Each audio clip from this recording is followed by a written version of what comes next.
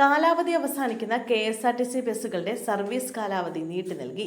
കാലാവധി പൂർത്തിയായ ആയിരക്കണക്കിന് KSRTC ബസ്സുകളുടെ രജിസ്ട്രേഷൻ കാലാവധി 2 വർഷത്തേക്ക് നീട്ടി ഗതാഗത വകുപ്പ്.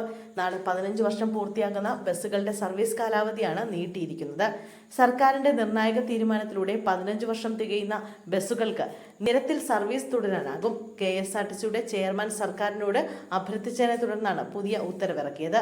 ബസ്സുകൾ പിൻവലിച്ചാലുണ്ടാകുന്ന യാത്രാക്ലേശം പരിഗണിച്ചാണ് സർക്കാർ നടപടിയെന്നാണ് ഗതാഗത വകുപ്പ് വ്യക്തമാക്കിയിരിക്കുന്നത്. 15 വർഷം കാലാവധി പൂർത്തിയാക്കിയ 1270 വാഹനങ്ങൾക്ക് നിരത്തിലിറക്കാൻ കഴിയാത്തത് വൻ പ്രതിസന്ധിക്കിടയാകുമെന്നും പൊതുനിരത്തിൽ നിന്നും ഇത്രയും വാഹനങ്ങൾ പിൻവലിക്കേണ്ടി വരുന്നത് KSRTCയുടെ പ്രവർത്തനത്തെ സാരമായി ബാധിക്കുമെന്നും ചെയർമാൻ സർക്കാരിനെ അറിയിച്ചിരുന്നു. രജിസ്ട്രേഷൻ റദ്ദാക്കുന്ന വാഹനങ്ങൾക്ക് പകരം പുതിയ വാഹനങ്ങൾ വാങ്ങുന്നതിനുള്ള ധനസഹായം ഇതുവരെ ലഭിച്ചിട്ടില്ല. കൂടാതെ സ്വകാര്യ ബസ്സുകൾക്കുള്ള കാലാവധി 22 വർഷമായി സർക്കാർ ഉയർത്തി നൽകിയിട്ടുള്ളതും കൂടി പരിഗണിച്ച് KSRTC വാഹനങ്ങൾക്ക് 2026 സെപ്റ്റംബർ 30 വരെ കാലാവധി ദീർഘിപ്പിച്ച് നൽകണമെന്ന് ചെയർമാൻ ആവശ്യപ്പെടുകയുണ്ടായി.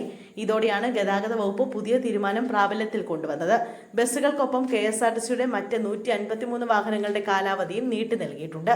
എന്നാൽ കേന്ദ്ര ഗതാഗത നിയമം നിലനിൽക്കെ സംസ്ഥാന സർക്കാരിന്റെ തീരുമാനം തിരിച്ചടിയാകുമോ എന്ന ആശങ്കയും നിലനിൽക്കുന്നുണ്ട്.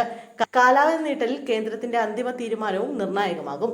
എന്നാൽ കാലാവധി നീട്ടുന്നതിൽ അന്തിമ തീരുമാനം എടുക്കേണ്ടത് കേന്ദ്രമാണെന്നാണ് ഗതാഗത വകുപ്പ് പറയുന്നത്.